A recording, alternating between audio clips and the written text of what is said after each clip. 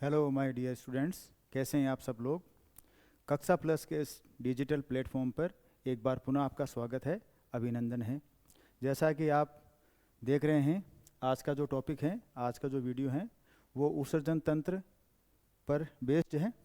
उत्सर्जन तंत्र होता क्या है, उत्सर्जन तंत्र के अंदर कौन कौन से अंग भाग लेते हैं, उत्सर्जन की प्रक्रिया क्या होती है, और उत्सर्जित पदार्थ जो हमारे शरीर में बनते हैं वो कौन कौन से हैं, आज उसी पे बहुत ही रोचक और सार्थक चर्चा होने वाली है। उत्सर्जन से मतलब है एक्सक्रीशन, और इसमें जो अपशिष्ट पदार्थ बनते हैं उनको हम बोलते हैं एक्सक्रीटरी मटेरियल या उत्सर्जित पदार्थ या अवशिष्ट पदार्थ। चलिए चलते हैं इस टॉपिक के ऊपर।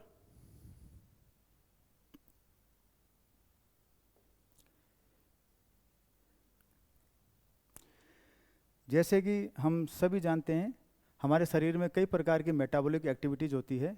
उसकी वजह से कई प्रकार के अपशिष्ट पदार्थ भी साथ में बनते हैं। अगर ये अपशिष्ट पदार्थ हमारे शरीर में अधिक देर तक रहें तो हमारे शरीर में कई प्रकार की व्याधियां उत्पन्न कर सकते हैं और हमारे शरीर की क्रिया प्रणाली को प्रभावित कर सकते हैं। जैसा कि हम ये जानते हैं और हमें पता भी है कि हमारा शरीर एक मशीन की भांति कार्य करता है। जिस प्रकार मशीन के अंदर उसके समस्त पुर्जे महत्वपूर्ण होते हैं, उसी प्रकार से हमारी बॉडी के अंदर हमारे शरीर में जितने भी जो अंग हैं वो सारे एक साथ मिलकर कोऑर्डिनेशन से और समन्वय और संतुलन से कार्य करते हैं। अगर इसमें शरीर का कोई भी अंग तंत्र किसी कार्य प्रणाली को करने में असक्षम हो जाता है तो उसका असर दूसरे अंग तंत्रों पर भी पड़ता है। देखते हैं उत्सर्जन। उत्सर्जन मीन्स एक्सक्रीशन।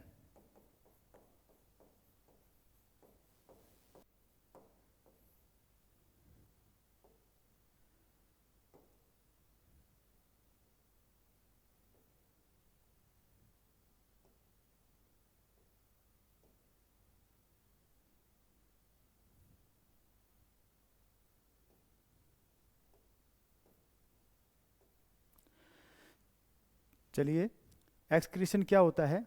एक्सक्रीशन होता है नाइट्रोजनस वेस्ट। हमारे शरीर में उपापचय क्रियाओं के बाद में कई प्रकार के अपशिष्ट पदार्थ बनते हैं, उन्हें हम अपशिष्ट पदार्थ कहते हैं या एक्सक्रीटरी मटेरियल्स कहते हैं। वो कौन कौन से होते हैं उसके बारे में हम अभी चर्चा करेंगे। वो यूरिक एसिड होता है, यूरिया होता है। अब नाइट्रोजनस जो वेस्ट हैं उन पदार्थों को शरीर से बाहर निकालने की जो प्रक्रिया है उसे हम उत्सर्जन कहते हैं, है ना। यानी हमारे शरीर में जो उत्सर्जित पदार्थ बनते हैं उन्हें शरीर से निकालने की प्रक्रिया को हम उत्सर्जन कहते हैं। और जो इसमें अंग भाग लेते हैं उन सब से मिलकर जो एक तंत्र बनता है उसे हम उत्सर्जन तंत्र या एक्सक्रीटरी सिस्टम कहते हैं। ये सिस्टम पूरा संतुलन से कार्य करता है। मूत्र मीन्स यूरिन। यूरिन है जो हमारे शरीर का एक उत्सर्जित पदार्थ है, एक्सक्रीटरी मटेरियल्स है। उसमें कौन कौन सी चीज़ें उपस्थित होती है, उसमें एक यूरिक एसिड है। उपस्थित होने के कारण इसकी प्रकृति अम्लीय होती है। हमारे शरीर के अंदर कुछ तत्व अम्लीय हैं और कुछ तत्व बेसिक हैं। अम्लीय जो प्रवृत्ति है वो 0 से लेकर 7 तक होती है। 7 जो न्यूट्रल है और 7 से लेकर 14 तक है जो क्षारीय या बेसिक नेचर के होते हैं।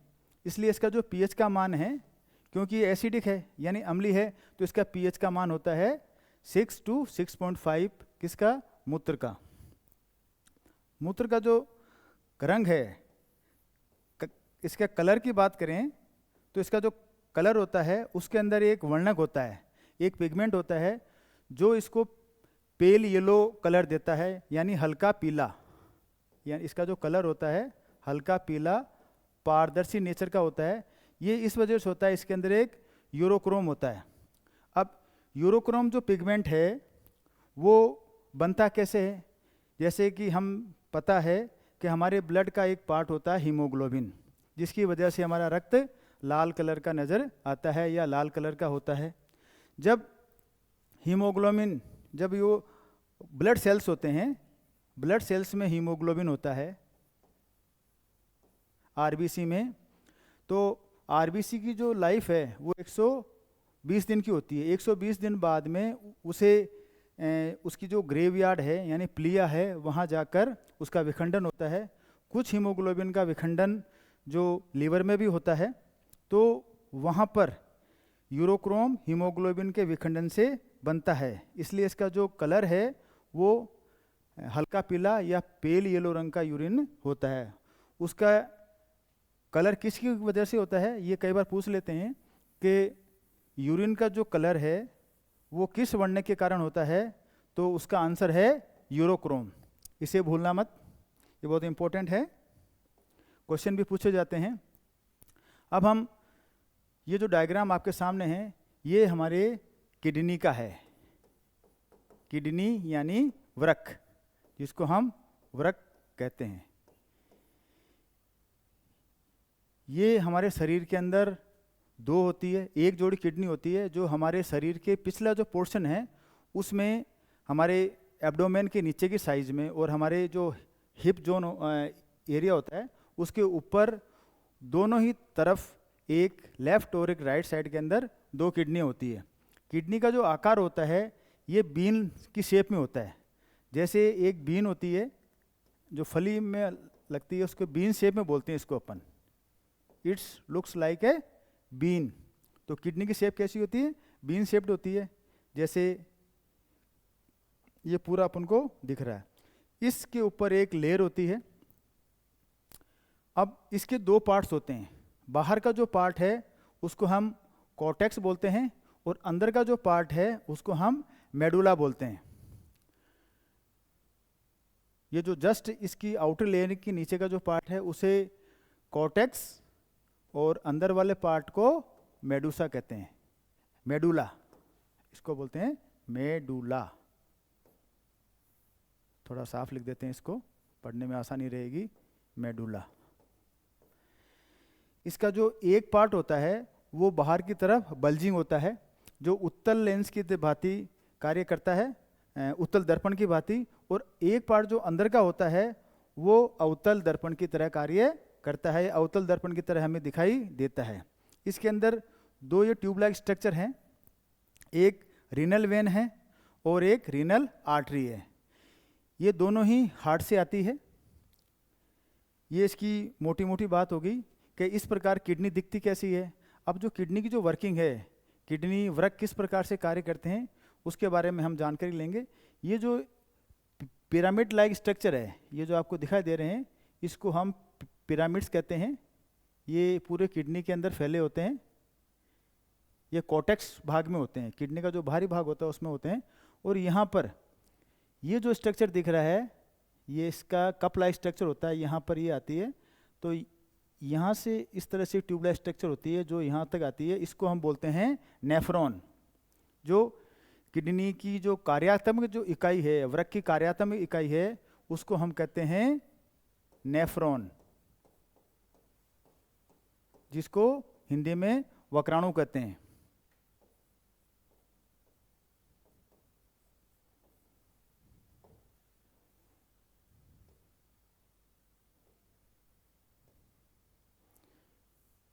इसको वक्राणु कहते हैं। इनकी संख्या हजारों में होती है। जैसे कि किडनी हमारे शरीर में दो है, एक लेफ्ट और राइट। तो एक किडनी की मैं बात कर रहा हूँ यहाँ पर, तो एक किडनी के अंदर ये लगभग 1,30,000 की संख्या में नेफ्रॉन्स एक किडनी में पाए जाते हैं। तो दोनों किडनियाँ मिलाकर उनकी संख्या कितनी हो गई, 2,60,000। ये संख्या होती है वक्राणुओं की। वक्राणु मीन्स नेफ्रॉन, जो इस वृक्क की कार्यात्मक यानी फंक्शनल यूनिट ऑफ किडनी जिसको हम कहते हैं, उसे हम नेफ्रॉन के नाम से जानते हैं। मूत्र की संरचना में कितना जल होता है, कितने प्रतिशत यूरिया होता है, कितने लवण होते हैं, कितने यूरिक एसिड होते हैं, ये इसकी कंपोजिशन ऑफ यूरिन की हम बात करें तो यूरिन के अंदर 95% जल होता है, यानी most of the part of urine is water. 2.5 इसमें यूरिया होता है और 2% के आसपास इसमें साल्ट आते हैं, जिसमें पोटेशियम है, सोडियम है, मैग्नीशियम है, कैल्शियम है। यूरिक एसिड की जो मात्रा है और जो अन्य जो चीज़ें हैं जो बाकी 1% में आते हैं, 1% से कम में आते हैं, वो लगभग 0.3 से लेकर 0.5 यानी 0.3 से लेकर 0.5 तक की जो मात्रा है उसमें यूरिक एसिड और अन्य जो भी पदार्थ हैं वो इसके मूत्र के पार्ट को बनाते हैं। वृक्क उत्सर्जन का एक मुख्य अंग है, यानी हमारे शरीर का जो एक्सक्रीटरी ऑर्गन है वो सबसे बड़ा जो एक्सक्रीटरी ऑर्गन है जो ज़्यादा मेजर रोल प्ले करता है ड्यूरिंग एक्सक्रीशन में, तो वो है किडनी यानी वृक्क। अब वृक्क के अलावा, इस वृक्क के अलावा हमारे शरीर में और कौन कौन से इसके वृक्क के पार्ट्स हैं जहाँ से उत्सर्जन अंग हैं, इसके विशिष्ट अंग होते हैं, यानी ऑर्गन जो इस सारे प्रोसेस के अंदर पार्टिसिपेशन करते हैं या पार्टिसिपेट करते हैं, उनके नाम की जानकारी होना बहुत ज़रूरी है। तो वृक्क की जानकारी हो गई। मूत्र वाहिनियाँ होती है जिसको हम यूरेटर कहते हैं। यूरेटर, ये दोनों किडनी से एक एक यूरेटर निकलती है, यानी इस प्रकार से 2 मूत्र वाहिनियाँ हो गई। मूत्राशय एक थैलीनुमा संरचना होती है जिसमें यूरेटर आके खुलती है और यूरिन इकट्ठा होता है, वो इस तरह का एक संरचना होती है। उसके आगे हम डिटेल में जानकारी करेंगे। उसके बाद में मूत्र मार्ग के द्वारा मूत्र शरीर से विसर्जित कर दिया जाता है।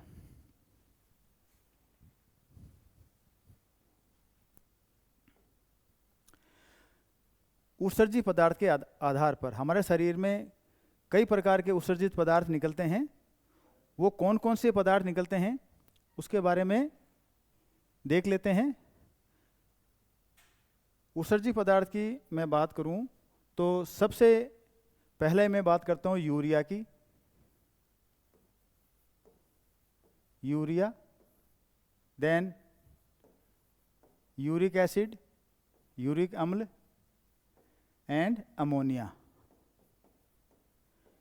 ये ज़्यादातर जंतुओं के द्वारा इन्हीं का उत्सर्जन किया जाता है। अब कौन कौन सा जंतु किस किस प्रकार का उत्सर्जित पदार्थ उत्सर्जित करता है, उसके आधार पर जंतुओं को 3 कैटेगरी में वर्गीकृत किया गया है। पहला है जो है यूरियोटेलिक। ऐसे जंतु जो अपने उत्सर्जित पदार्थ के रूप में यूरिया का उत्सर्जन करते हैं उन्हें हम यूरियोटेलिक जंतु कहते हैं। इस श्रेणी के अंदर जितने भी जो स्तनधारी हैं, जैसे कि मनुष्य, स्तनधारी चौपाया जानवर है, वो सब जो मैमल्स हैं, जितने भी मैमल्स हैं जो स्तनधारी हैं, वो सारे यूरियोटेलिक होते हैं, यानी कि वो यूरिया का उत्सर्जन करते हैं। एग्जाम्पल नेक्स्ट है यूरिकोटेलिक। यूरिकोटेलिक जंतु वो होते हैं जो उत्सर्जित पदार्थ के रूप में यूरिक एसिड का विसर्जन करते हैं या यूरिक एसिड को अपने बॉडी से बाहर एक्सपेल करते हैं या निकालते हैं, उन्हें यूरिकोटेलिक जंतु कहते हैं। इस श्रेणी के अंदर जितने भी जो इंसेक्ट्स हैं, सरीसृप मीन्स रेप्टाइल्स, रेप्टाइल्स जानते हो ना, सांप है, अपने छिपकली है, कछुआ है, ये जितने भी सरीसृप हैं जो रैंक के चलने वाले हैं, यानी इसकी पहचान ये होती है कि ये जब चलते हैं तो इनके 4 2 आगे पैर, 2 अग्रपाद और 2 पश्चपाद होते हैं, लेकिन इनके शरीर का जो आमाशय या जिसको हम पेट बोलते हैं, नीचे का जो पोर्शन होता है वो लगभग ज़मीन से सट के चलता है, इसलिए इन्हें हम रेंगने वाले जंतु कहते हैं। जैसे आपने देखा होगा छिपकली बिल्कुल दीवार से चिपक के चलती है, मगरमच्छ जो है वो ज़मीन पे चलता है तो भारी भरकम होने की वजह से घिसटता हुआ या रेंगता हुआ चलता नज़र आता है। एक बड़ी छिपकली होती है वो भी रेंग के चलती है। तो इस श्रेणी के अंदर आने वाले हैं इंसेक्ट हैं, सरीसृप यानी सर्प और छिपकली प्रजाति के जो जीव जंतु हैं वो यूरिकोटेलिक होते हैं। अब एक और होता है अमोनोटेलिक, जो अमोनिया को उत्सर्जित पदार्थ के रूप में निकालते हैं। ये आ गया अमोनोटेलिक जंतु। इसका उत्सर्जन जो होता है वो कौन करते हैं? जलीय जीव। जितने भी जल में रहने वाले जीव जंतु हैं वो अपने उत्सर्जित पदार्थ के रूप में अमोनिया का उत्सर्जन करते हैं, इसलिए उन्हें हम अमोनोटेलिक कहते हैं। क्यों कहते हैं? क्योंकि अमोनिया को उत्सर्जित पदार्थ के रूप में निकालते हैं। अमोनिया जो है वो यूरिया और यूरिक एसिड दोनों से ही ज़्यादा विषैली है, इसे शरीर में रखना बहुत घातक होता है, और ये अमोनिया है जल में आसानी से घुल जाती है। इसीलिए जितने भी जो जलीय जीव हैं वो अमोनिया को जल में विलीन कर देते हैं या जल में छोड़ देते हैं। इस प्रकार से जो उत्सर्जन होता है अमोनिया का करते हैं उससे हम अमोनोटेलिक जंतु कहते हैं। जितने भी जलीय कशेरुकी जीव हैं, अस्थिल मछलियां हैं, उभयचर जंतु मीन्स एम्फीबियंस लाइक फ्रॉग्स, वो भी अमोनोटेलिक हैं। जब फ्रॉग पानी में रहता है तो अमोनिया रिलीज करता है, मछलियाँ जो जल में रहती है तो वो अमोनिया को रिलीज करती है और अपने एक्सक्रीशन प्रोसेस को पूरा करती है। मानव किडनी की बात करें, मानव वर्ग की बात करें तो हमारे शरीर के अंदर एक जोड़ी लेफ्ट और राइट दोनों साइड के अंदर किडनी होती है, यानी वृक्क होते हैं। वृक्क की जो मध्य सतह होती है उसमें एक खांच होती है, जैसे इस प्रकार की ये किडनी की शेप होती है, ये शेप होती है, ये बीच में एक खांच होती है, ये इसके आउटर पार्ट होता है जो उत्तल दर्पण की भांति हमें दिखाई देता है, और ये अवतल दर्पण की भांति दिखाई देता है। इसका जो बाहरी पोर्शन होता है जिसमें पिरामिड्स होते हैं, ये बताया मैंने कॉर्टेक्स है, और अंदर का जो पार्ट है उसको हम मेडुला कहते हैं, बता दिया। वृक्क की जो मध्य सतह है उसमें एक खांच होती है जो हाइलम होती है, ये जो खांच होती है इसको हम हाइलम कहते हैं। वृक्क का जो बाहरी भाग है कॉर्टेक्स है, और जो इसका आंतरिक भाग है उसको हम मेडुला के नाम से जानते हैं। अब नेफ्रॉन, जिसको हम वृक्क की जो कार्यात्मक इकाई है उसके नाम से जानते हैं, यानी वक्राणु कहते हैं इसे हिंदी में। इसके जो पार्ट हैं उसको एक पार्ट होता है इसका बोमन संपुट, यानी बोमन कैप्सूल। ये एक कप लाइक स्ट्रक्चर होता है।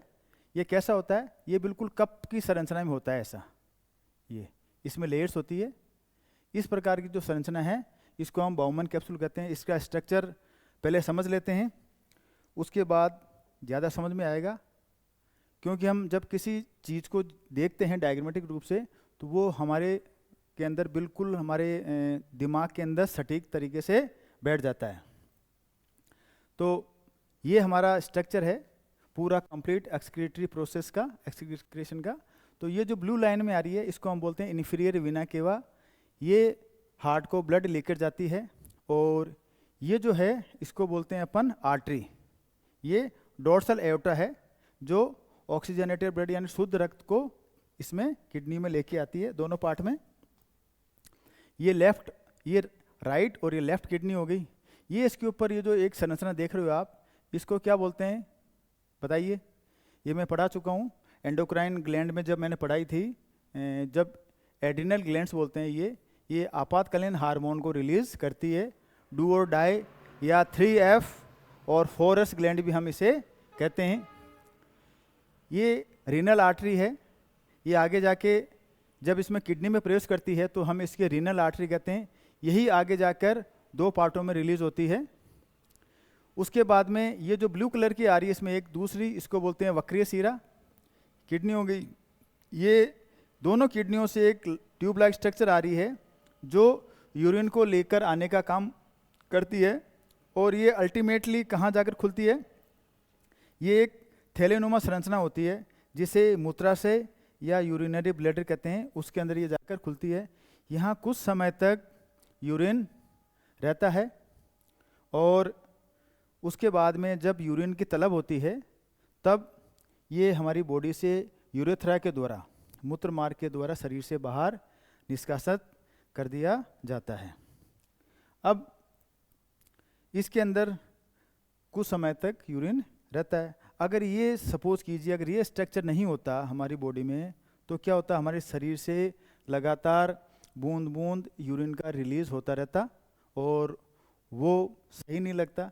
इसलिए इसके अंदर कुछ समय तक यूरिन रहता है और जब यूरिन की तलब लगती है या जब यूरिन जाने की जब शरीर को जब ये अनुभूत होता है तो आदमी यूरिनेशन के लिए जाता है और वो अपने यूरिन को रिलीज कर देता है यूरेथ्रा के मार्ग से। अब देख लेते हैं, किडनी का एक पार्ट है बोमन संपुट। बोमन संपुट में एफरेंट जो धमनियां होती है, एफरेंट धमनियां,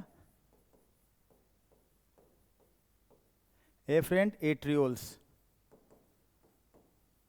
ये धमनियां होती है जो बोमन कैप्सूल में जाकर खुलती है।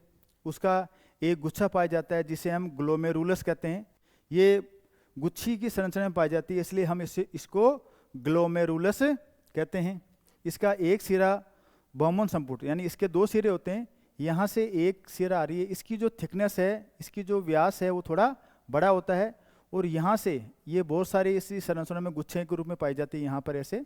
इस प्रकार यहाँ से एक दूसरा सिरा जो निकल रहा है वो जो है उसकी जो व्यास है ये थिन व्यास होता है, इसका थिन है, ये मुझे लिखना चाहिए इसको नैरो, ये इसकी जो साइज होती है वो नैरो होती है और ये थोड़ा वाइड होता है। वाइड मीन्स इसका जो व्यास है, किसका, अधिवाही धमनियों का व्यास है वो थोड़ा ज़्यादा होता है और अपवाही जो धमनियां हैं जो यहाँ से बाहर निकल रही है बोमन संपुट से, उसका जो व्यास है वो थोड़ा कम होता है। इसलिए जब इसमें से ब्लड आता है तो वो यहाँ पर बहुत अधिक प्रेशर बनाता है। उस प्रेशर को हम बोलते हैं अल्ट्राफिल्ट्रेशन। जब यहाँ बहुत ज़्यादा दाब बनता है तो इसकी जो मेम्ब्रेन्स होती है, ये 3 लेयर होती है यहाँ पर, इससे कुछ ब्लड की मात्रा या जिसको हम फिल्ट्रेट कहते हैं वो यहाँ से छन छन कर यहाँ इस स्ट्रक्चर में आने लगता है। ये काफ़ी लंबी कुंडलित संरचना होती है इस नेफ्रॉन की। उसके अंदर जो छनित पदार्थ होता है वो छन छन के बाहर निकलता है जिसको फिल्ट्रेट कहते हैं। बोमन संपुट में अपशिष्ट युक्त गंदा रक्त यानी जो अशुद्ध रक्त होता है वो लाया जाता है, वृक्क धमनी से जुड़ा होता है तथा दूसरा हिस्सा स्वच्छ रक्त को ले जाने हेतु वृक्क शिरा यानी रीनल वेन से जुड़ा होता है। इसका स्ट्रक्चर देख लिया। वृक्क नलिका यानी किडनी की जो ट्यूब्यूल है, ट्यूब है, इसका प्रथम भाग को हम पीसीटी यानी पीसीटी नाम होता है, प्रोक्सिमल कॉन्वोल्यूटेड ट्यूब्यूल, और जो दूर का भाग है उसको बोलते हैं हम डीसीटी, डिस्टल कॉन्वोल्यूटेड ट्यूब्यूल। ये 2 ट्यूब्यूल्स होती है। इन दोनों ट्यूब्यूल्स के बीच में एक यू लाइक स्ट्रक्चर होता है, इसको हम लूप ऑफ हेनले कहते हैं। क्या कहते हैं इसको? Loop of Henle. कई बार पूछ लिया जाता है कि किडनी में जैसे नाम देके पूछ लिया लूप ऑफ हेनले कहाँ पाया जाता है, तो लूप ऑफ हेनले है जो है इस नेफ्रॉन का एक पार्ट है या वक्राणु का एक पार्ट है जिसे हम लूप ऑफ हेनले कहते हैं।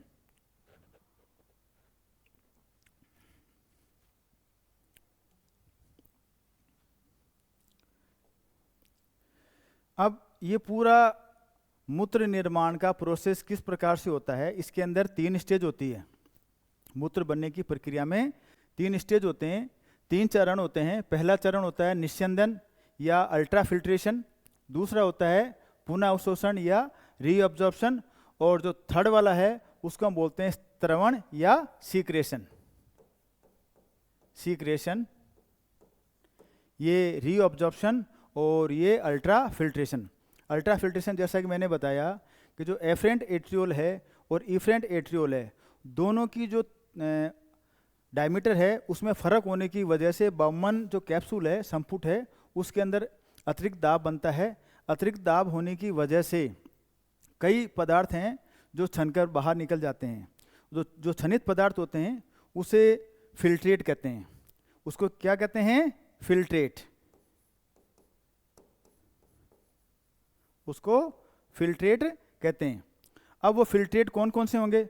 उस फिल्ट्रेट के अंदर ग्लूकोज होगा, साल्ट होंगे, अमीनो अम्ल होंगे। इस प्रकार के तत्व हैं जो उस बॉमन कैप्सूल की दीवार से छनकर निकल जाते हैं। इसकी जो मात्रा होती है वो टोटल जो फिल्ट्रेशन होता है उसका लगभग 1% होता है। अगर 1000 ml यानी लगभग 1000 से लगभग 1200 ml पर मिनट ये जो रक्त है वो बॉमन कैप्सूल से फिल्टर होता है। और उसका जो केवल 120 से 125 जो फिल्ट्रेट है वो छन के बाहर निकलता है, जिसे हम फिल्ट्रेट कहते हैं, वाया अल्ट्रा फिल्ट्रेशन के द्वारा बॉमन संपुट में आ जाता है, जो प्रति मिनट 1000 से लेकर 1200 ml रक्त ग्लोमेरुलस में फिल्ट्रेट के रूप में होता है या निस्यंदित होता है। इतना छनता है। अब कौन कौन सी चीज़ें हैं जो फिल्ट्रेट के रूप में निकल के आई है? जिसमें ग्लूकोज है, साल्ट है, अमीनो अम्ल है, विटामिन्स है। इसके अलावा और भी जो आवश्यक चीज़ें हैं वो फिल्टर होके निकल जाती है, क्योंकि इनका जो आकार होता है वो बहुत ही टाइनी यानी बहुत ही छोटे पार्टिकल्स होते हैं, इसलिए ये इजीली वहाँ से फिल्टर होके निकल जाते हैं। कुछ ऐसे तत्व हैं या ऐसे पदार्थ हैं जो थोड़े आकार में बड़े होते हैं, जैसे कि प्रोटीन्स। जो प्रोटीन हैं और जो वो रक्त सेल्स हैं, रक्त सेल्स जो आरबीसी वगैरह हैं, उनका आकार थोड़ा बड़ा होने की वजह से वो छनकर नहीं आते हैं, वो ब्लड में एज इट इज ही रहते हैं। और उनका ब्लड सेल्स का और प्रोटीन का निकलना भी नहीं चाहिए, वरना कई प्रकार की जो समस्या क्रिएट हो सकती है। अब जो निस्यंदित पदार्थ है उसमें से एक यूरिया होता है जो अपशिष्ट पदार्थ की श्रेणी में आता है। उसको छोड़कर यानी यहाँ जो भी निस्यंदित पदार्थ आया, फिल्ट्रेट आया, उसमें एक यूरिया भी होता है। केवल यूरिया और यूरिक एसिड और जो अननेसेसरी जिसकी हमारे शरीर में रक्त में आवश्यकता नहीं है, वो सारे जो फिल्ट्रेट हैं वो एक बार दोबारा से रीअब्जॉर्ब होकर ब्लड कैपिलरीज में चले जाते हैं। इसलिए हम इसको रीअब्जॉर्प्शन या पुनः अवशोषण कहते हैं। पुनः अवशोषण होने वाले पदार्थ कौन कौन से हैं? ये हैं ग्लूकोज, अमीनो एसिड, लवण तथा अन्य जो उपयोगी पदार्थ हैं जो हमारे शरीर से बाहर नहीं जाने चाहिए, वो वापस ब्लड के अंदर रीअब्जॉर्ब या पुनः अवशोषित कर लिए जाते हैं। किसके द्वारा होते हैं वो? एक घनाकार उपकला कोशिका द्वारा ये पुनः अवशोषित हो जाते हैं, यानी ट्यूबुल्स होते हैं, कोशिकाएं होती है, वो उसे वापस रक्त में रिलीज कर देती है। इस प्रकार जो रक्त प्रवाह है वो वापस प्रेषित कर दिया जाता है। अब जो बचा हुआ जो अपशिष्ट पदार्थ है, जिसको हम उत्सर्जित पदार्थ मानते हैं, जिसका शरीर से निष्कासन बहुत ज़रूरी होता है और वो हमारे शरीर के लिए किसी भी प्रकार से फ़ायदेमंद नहीं होता है, उसे शरीर से बाहर निकालना ही होता है। तो वो कौन कौन सा है? वो है यूरिया, यूरिक एसिड। ये जो पदार्थ हैं यूरिया, यूरिक एसिड, क्रिएटिनिन और कुछ जो बहुत अल्प मात्रा में जो साल्ट्स होते हैं, वो जो हैं वो अपशिष्ट की श्रेणी में आते हैं। वो मूत्र का निर्माण करते हैं और वो शरीर में अब बाहर निकालेंगे कैसे?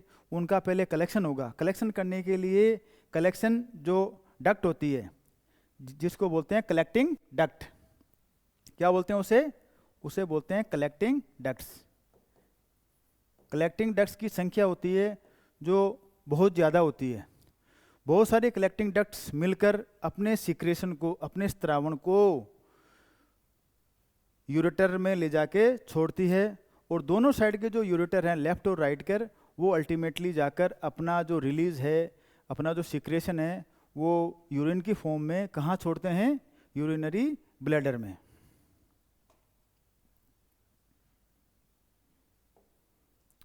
अब छनित पदार्थ जिसको हम फिल्ट्रेट कहते हैं, इसको एक बार और समझ लेते हैं। इसको फिल्ट्रेट कहते हैं। ये लगभग 125 ml होता है। कितना होता है? 125 ml। इसको जरा ध्यान से देखना। इस फिल्ट्रेट के अंदर ग्लूकोज है, अमीनो एसिड है, अमीनो अम्ल है या अमीनो एसिड एक ही बात होती है, यहाँ डबल हो गया, यूरिया है, विटामिन्स है, यूरिक एसिड है और ये लवण है। ये सारे फिल्ट्रेट के पार्ट हैं। अब इनमें से कई चीज़ें हैं जिनका पुनः अवशोषण होना बहुत ज़रूरी है। अगर वो शरीर से बाहर निकल जाते हैं तो हमारे शरीर में कई प्रकार की बीमारी, या ये सपोज कीजिए कि जो वर्किंग प्रणाली है शरीर की वो कमज़ोर हो जाएगी। इसलिए इन पदार्थों का जो हमारे शरीर के लिए बहुत ज़रूरी चीज़ें हैं, जैसे विटामिन है, अमीनो अम्ल है, ग्लूकोज है, इनका कुछ लवण हैं, कुछ लवण तो शरीर से बाहर निकाल दिए जाते हैं और कुछ वापस रीअब्जॉर्ब होते हैं, वो पुनः रक्त में ले जाकर छोड़ दिया जाता है, उसको हम रीअब्जॉर्प्शन कहते हैं। जैसे कुछ फ्लोराइड्स वगैरह हैं, जल है। क्षनित पदार्थ का लगभग 1%, कितना, लगभग 1% जो बचता है वो संग्रह नली का, यानी जिसको हम कलेक्टिंग डक्ट्स कहते हैं, वो उसे इकट्ठा करके कैरी करके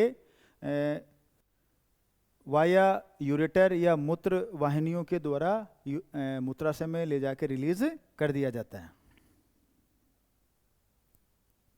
पुनः अवशोषण, रीअब्जॉर्प्शन के बाद कभी कभी ट्यूब्यूल्स यानी नलिका की कोशिकाओं से कुछ उत्सर्जित पदार्थ, एक्सक्रीटरी मटेरियल होता है, उसका सीक्रेशन होता है जो फिल्ट्रेट में मिल जाता है। इस प्रकार के जो सीक्रेशन होता है उसे हम ट्यूबुलर सीक्रेशन भी कहते हैं। इस निस्यंदन को, ये जो ट्यूबुलर सीक्रेशन के द्वारा जो निस्यंदन आया है, इसी को हम मूत्र कहते हैं। फाइनली जो जितना भी जो उत्सर्जन जो फिल्ट्रेट बना है उसका मात्र 1% जो है वही यूरिन की फॉर्म में आता है, और उसे ही हम शरीर से एक्सक्रीटरी मटेरियल जो उसके साथ ही, किसके साथ निकलेगा, इस मूत्र के साथ ही जो एक्सक्रीटरी मटेरियल है, कौन सा, जिसके बारे में हमने बात की, यानी यूरिया और बहुत ही अल्प मात्रा में यूरिक एसिड, यूरिक अम्ल, ये दोनों हमारे उत्सर्जित पदार्थ हैं। ज़्यादा जो है वो यूरिया है और अल्प मात्रा में यूरिक एसिड है। दोनों ही उत्सर्जित पदार्थ मूत्र के द्वारा शरीर से बाहर निकाल दिए जाते हैं। मूत्र के स्ट्रक्चर या इसकी नेचर, बाय नेचर जो यूरिन है वो कैसा होता है, अम्लीय है, क्षारीय है, उदासीन है, या इसका स्ट्रक्चर कैसा होता है, इसका कलर कैसा होता है, उसके बारे में थोड़ी सी जानकारी मैंने शुरुआत में दी थी। और ये होता कैसे है इसके बारे में देख लेते हैं। ये एक पारदर्शी यानी ट्रांसपेरेंट पेल येलो कलर का होता है, ये हल्का पीला कलर होता है इसका।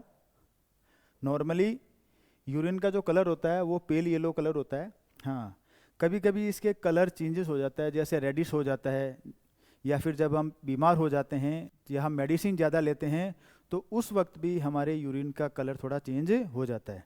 नॉर्मली जो कलर है वो पेल येलो रहता है। अगर ज़्यादा वाइट है तो भी हो सकता है कोई बीमारी का सिग्नल हो, और ज़्यादा रेड है तो हो सकता है उसके अंदर कुछ ब्लड सेल्स की मात्रा ज़्यादा आ रही है या खून उसमें से निकल रहा है। तो इस स्थिति के अंदर चेकअप कराना ज़रूरी होता है। हाँ, ये ज़रूर है कि जैसे हम पानी की मात्रा को बढ़ा देते हैं तो इसका थोड़ा कलर साफ हो जाता है, और पानी की मात्रा अगर हम कम लेते हैं तो हल्का सा ये ज़्यादा पेल हमें दिखाई देने लग जाता है।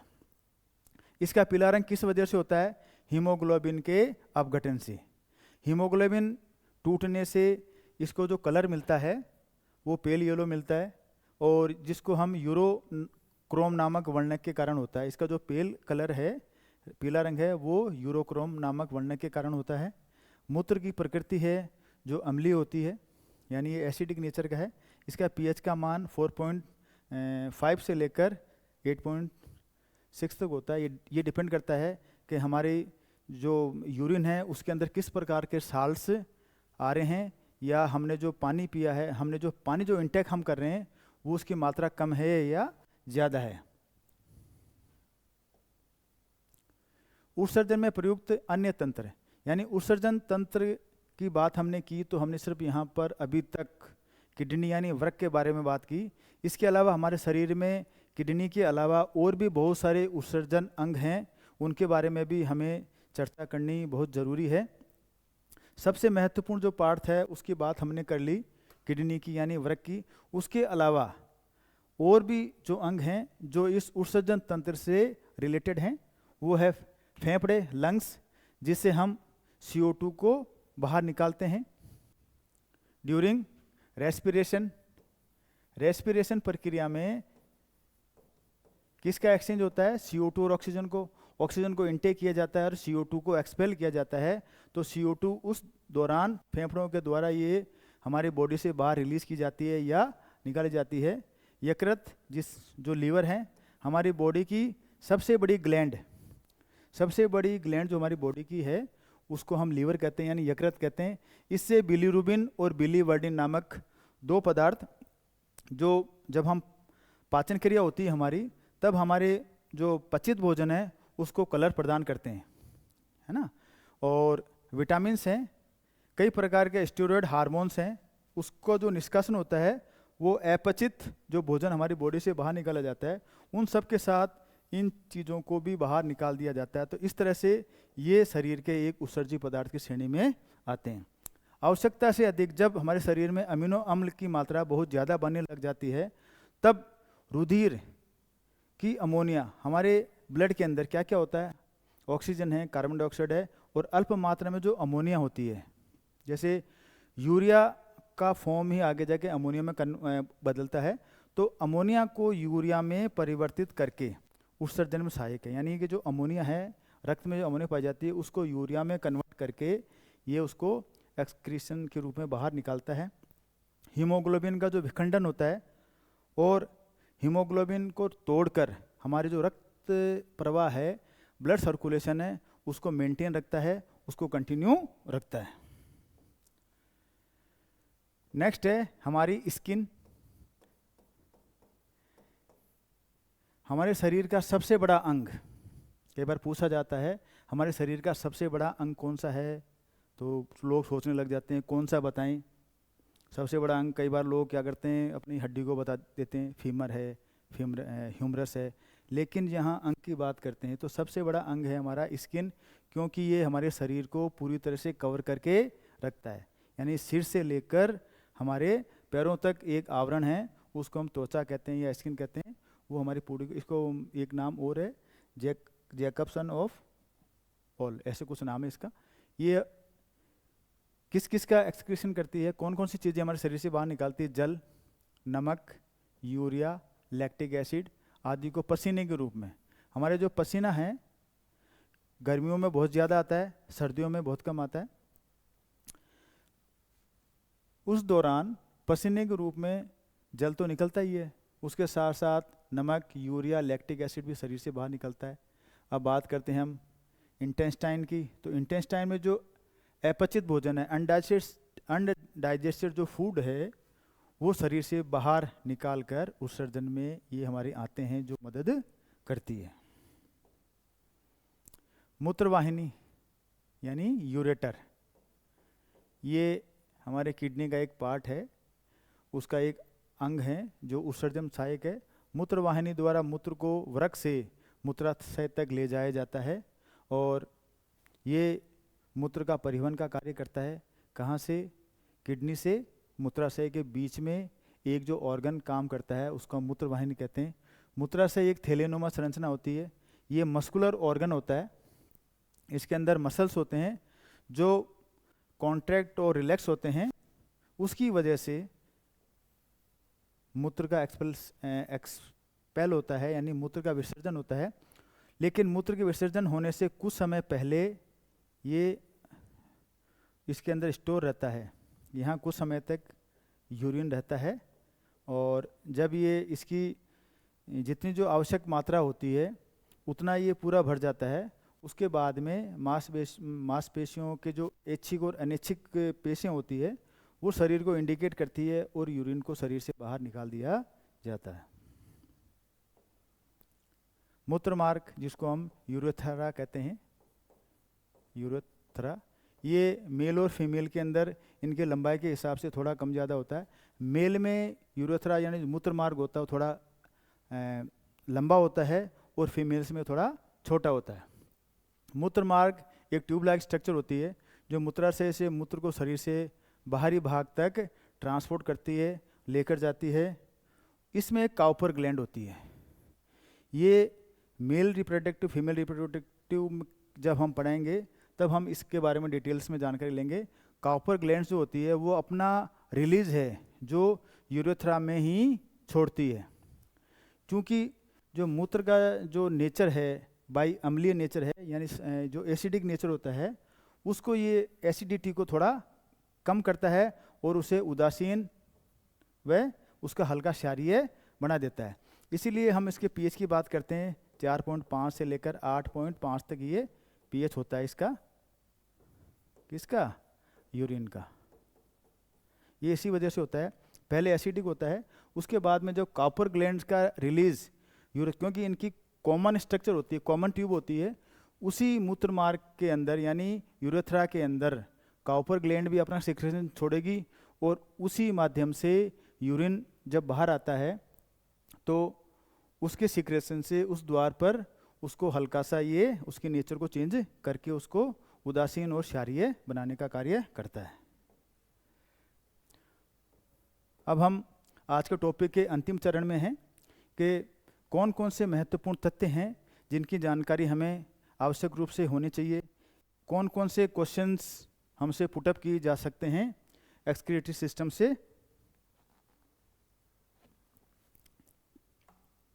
के बारे में। तो स्क्रीन पे ये लिखा है GFR।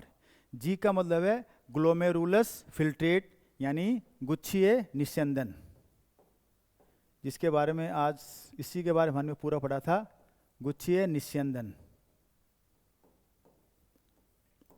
ग्लोमेरुलर फिल्ट्रेट, इसे गुच्छीय निस्यंदन दर कहते हैं। यानी प्रति मिनट एक स्वस्थ व्यक्ति से इसकी जो मात्रा होती है वो 125 ml प्रति मिनट होती है। इस प्रकार पूरे